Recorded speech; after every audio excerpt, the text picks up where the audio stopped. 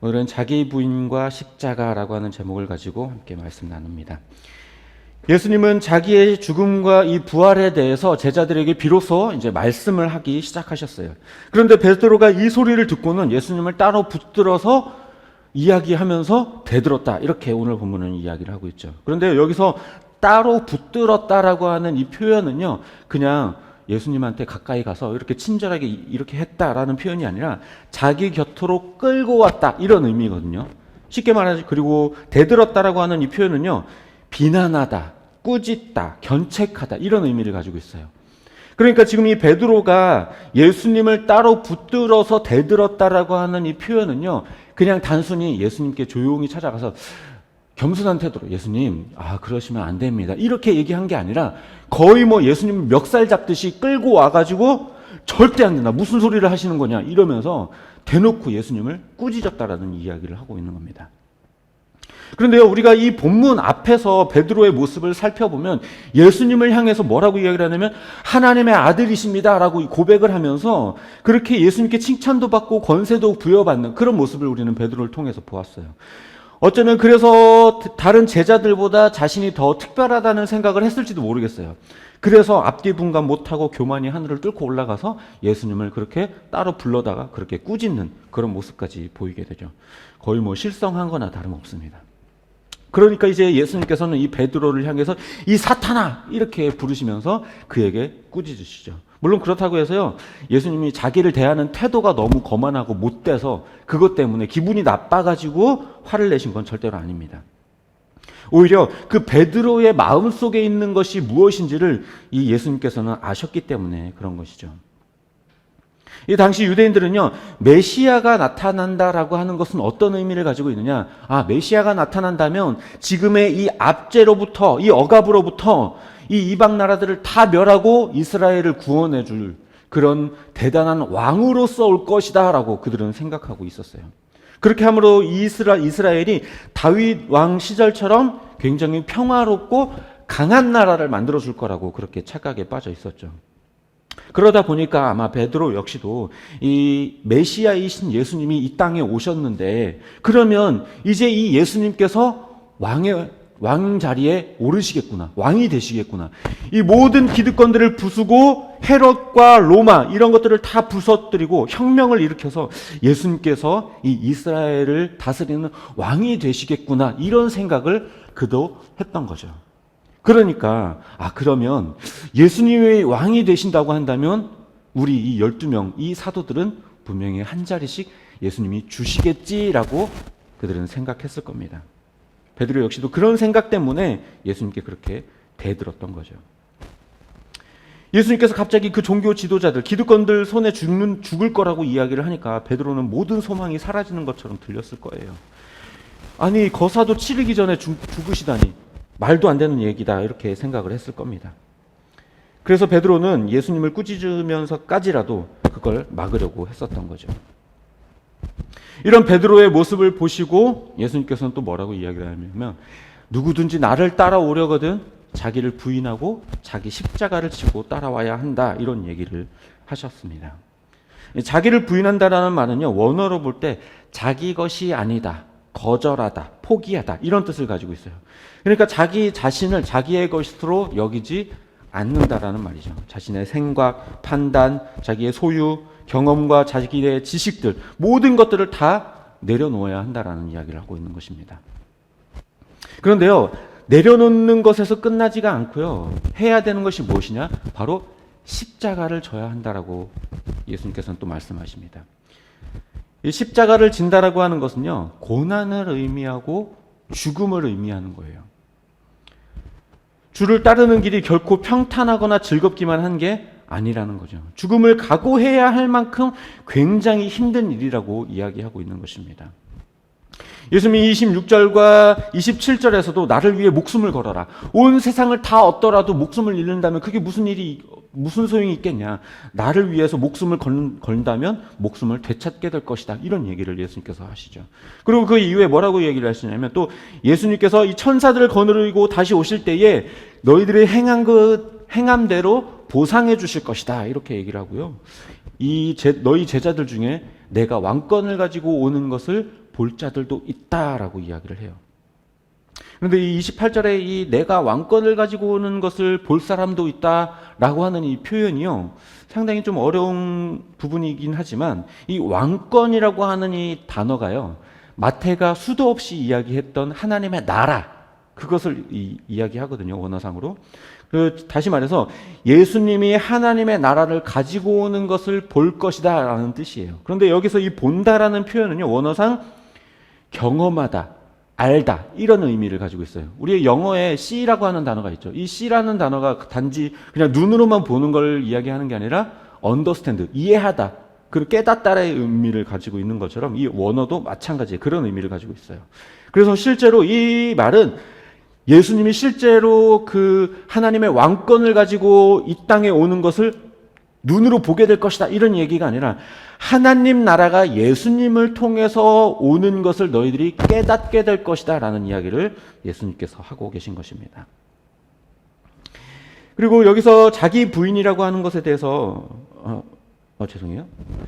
그리고 이걸 이제 좀 정리를 해보자면, 제자라면 자기를 부인하고 십자가를 지고 나를 따라야 한다. 인간적인 생각과 욕망에 사로잡히지 말고 목숨 걸고 따라와라. 그래야 그 행함에 대한 상급을 너희들이 받을 수 있다. 이런 얘기를 하는 것이죠. 근데 여기에 자기 부인이라는 것에 대해서 우리가 조금 더 깊이 묵상해 볼 필요가 있는데요. 이 자기 부인이라고 하는 것은 단순히 나의 소유, 이런 것들을 포기하는 것에서 그치지가 않아요. 자기 자신 그 자체에 대한 포기, 내 생각, 판단, 경험, 지식, 모든 것들을 다 내려놓는 거예요. 내 자존심과 성과들까지, 내 자랑거리들, 이런 모든 것들에 대한 포기를 선언해야 한다라고 이야기하고 있는 것입니다. 그런데요, 우리가 많은 경우 주님을 따른다라고 말하지만 포기하지 못하는 것들 때문에 굉장히 많이 고민을 하고 있어요. 어떤 신앙적 결단 앞에서 말씀을 기준으로 세우기보다 내 판단, 내 경험, 내 지식, 내 상황, 이런 것들 가지고 판단을 하죠. 믿음과 말씀으로 돌파하기보다요, 내 상황, 내 여건 때문에, 어쩔 수 없어서, 내 경험과 지식 때문에, 내 판단이 이게 맞다라고 생각해서 문제를 타개하려고 해요. 제가 청년 사역을 하던 시절에 청년들이 자주 하던 얘기들이 하나 있는데요. 그게 뭐냐면, 목사님, 저 토익 시험 보러 가야 돼서 내일 주일 예배 못 올 것 같습니다. 원래 주일날에 시험이 있으니까 그냥 너무 당연하게 시험을 보러 간다고 이야기를 하는 거죠. 그런데요, 신앙을 위해서 토요일로 시험을 옮겨달라고 정부에 아니면 그 주최 측에 요청해 보지도 않고 그냥 예배를 빠지고 시험을 보러 가겠다라고 그냥 결단해 버리는 거죠. 그냥 알아서 세상에 무릎을 꿇어버리는 거예요. 자기의 판단과 자기의 상황, 이런 것들로 그냥 말씀이 아닌 자기 판단으로 그렇게 결정을 내려버리는 것입니다. 제가 싫어하는 것 중에 하나가 있는데 그게 뭐냐면 바로 신비주의예요. 신비주의. 왜냐하면 자기의 경험이 말씀보다 먼저 앞서 있기 때문에 그래요. 과거에 천국을 경험하고 돌아온 사람들이 쓴 책이 굉장히 유행했었던 적이 있어요. 뭐 읽어보신 분들이 있는지 모르겠는데, 천국과 지옥을 보고 온 사람들이 그 쓴 책이 있는데 그게 굉장한 히트를 치고 베스트셀러까지 올랐어요. 그런데요, 문제는 뭐냐면 그 사람들의 경험이 성경에 기록되어 있는 내용보다 훨씬 더 중요하고 사실처럼 받아들여졌다라는 거예요.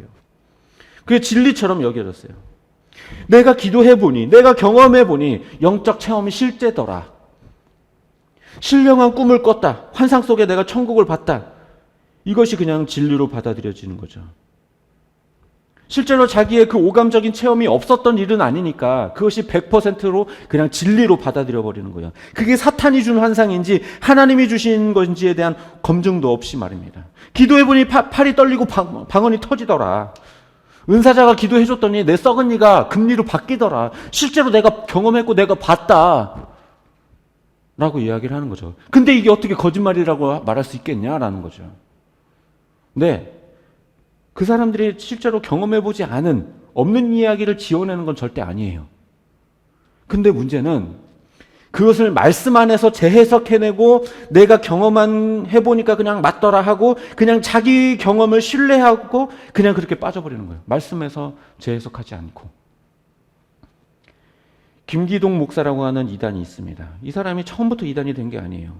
자기가 기도해보고 경험해보고 그렇게 귀신 들린 자들을 만나보니까 실제로 존재하다라는 거예요. 귀신 들린 자들이. 그리고 귀신 축출을 해보니까 실제로 나가더라는 거예요. 그리고 그 귀신 들린 사람들과 대화를 하다 보니까 그 귀신이 우리가 알고 있는 것처럼 원래부터 있던 귀신이 아니라 사람이 죽어서 천국과 지옥에 가지 못해서 이 구천을 떠돌면서 귀신이 됐다라고 이야기를 하더라는 거예요. 근데 그걸 말씀 안에서 한번 걸러내어야 하는데 그러지 않고 비판 없이 그것을 그냥 사실로 받아들여서 결국에 귀신론이라고 하는 문제를 일으켜서 이단이 되어버렸던 거죠. 자기 경험을 신뢰하다가 말씀을 잃어버린 거예요.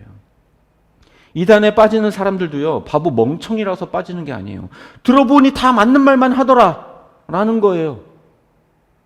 처음부터 이만희가 우리 교주입니다 이렇게 얘기하지 않아요. 우리가 신천지 교제에 대해서 파헤쳐봤지만 아주 교묘하게 처음에는 아주 작게 조금씩 그 틈을 조금씩 벌려가요. 눈치도 못 챌 만큼. 그러니까 빠지는 거예요. 자기 지식과 판단을 신뢰하다 보니까 그런 일이 발생하는 거예요. 자기를 부인한다라고 하는 것은 자기 삶의 기준과 신앙의 기준, 판단의 기준을 내 경험이 아니라 말씀과 주님으로 삼는다라고 이야기하는 거예요. 내 생각과 판단, 내 기준과 경험, 내 지식과 소유 이런 것들을 다 포기하고 주님이 내 삶의 기준이 되고 주님의 말씀이 내 삶의 기준이 되는 것, 이것이 바로 자기 부인이라고 하는 거예요. 또 제자가 된다라고 하는 것은 십자가를 지는 일입니다. 고난의 십자가, 죽음의 십자가. 나를 죽이고 살아계신 주를 따르는 것. 내 고집과 자아를 죽이고 내 안에 주님만 살게 하는 것. 그것이 십자가를 지는 제자의 모습이에요. 여전히 내 고집과 자아를 못 죽여가지고 말씀은 분명히 이렇게 하라고 이야기를 하고 있는데 죽어도 그걸 못 따르겠는 거예요. 내 판단과 내 생각, 내 고집과 자아 때문에 하나님의 말씀은 분명하게 이렇게 이야기하고 있는데 못 따르는 거예요. 청년들과 상담을 하다 보면요, 자기 답을 이미 가지고 와요. 자기는 이미 결정을 내렸어요. 자기 판단과 자기 생각으로 결정을 다 내리고 찾아와요, 저한테. 그러면서 목사님 이거 어떻게 하면 좋을까요? 라고 물어봐요. 자기 안에 답을 다 가지고 있으면서. 그럼 제가 말씀에 대해서 이야기해주면 들을까요? 안 들어요. 결과적으로는 자기 자아와 자기 고집대로 결정하고 말아요. 십자가를 지지 못하는 거죠.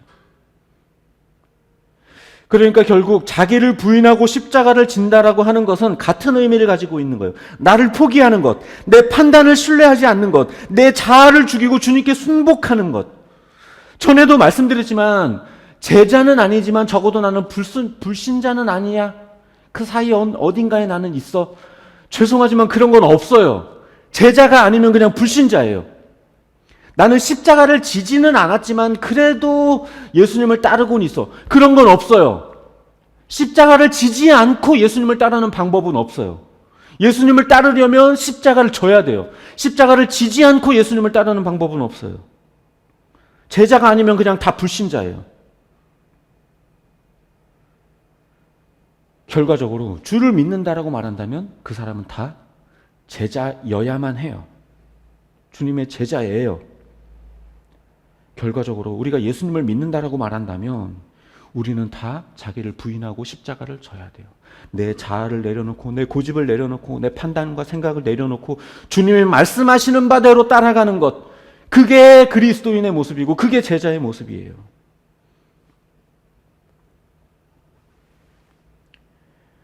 우리가 만일 여전히 내 고집과 자아가 살아서 내 자존심을 살리고 내 판단과 내 생각이 말씀보다 앞서고 하나님의 말씀에 순종하지 못하겠고 내 판단과 내 결정을 따라야겠다고 한다면 죄송하지만 제자가 아닙니다. 그리스도인이 아니에요. 말씀을 정리하도록 하겠습니다. 자기를 부인하지 않고 자기를 십자가를 지지 않고 주님을 따를 수 있는 방법은 없어요. 나를 포기하고 나를 내려놓고 나를 거절해야, 내게 주신 십자가를 져야 주님을 따를 수 있어요. 그래야 그리스도인이고 그래야 제자가 될 수 있어요. 제자라면, 주를 따르는 그리스도인이라면 내 판단이 아니라 내 경험이 아니라 말씀을 기준 삼아서 주님의 뜻대로 살아가야 돼요. 자기 욕망과 자기 판단을 의지했기 때문에 이 베드로는 예수님께로부터 사람의 일을 생각하는 사탄이라는 소리를 들었어요. 우리가 만일 여전히 우리의 판단을 앞세우고 우리 경험과 생각을 말씀보다 앞세우고 있다면요, 우리의 생각은 단순히 내 생각을 따르는 것이 아니라 사탄의 생각을 따르고 있는 거예요. 그건 내 생각을 따르는 게 아닙니다. 내 생각에는, 내가 생각하기에는 내 판단과 내 결정을 따른다고 생각하겠지만 아니요, 그건 사탄의 생각을 순종하는 겁니다. 중간지대는 없어요. 하나님의 뜻을 따르든 사탄의 생각을 따르든 둘 중에 하나예요. 그 사이에 내 생각이라고 하는 건 없어요. 하나님 앞에 중간지대는 없습니다. 하나님의 뜻이 아니면 다 거짓되고 악한 거예요. 그게 내 실제적인 경험이었다 하더라도 말입니다. 바라기는 내 경험이 아닌 오직 말씀이 기준이 되고 오직 주님만 따르는 저와 여러분이 되시기를 주님의 이름으로 축복합니다.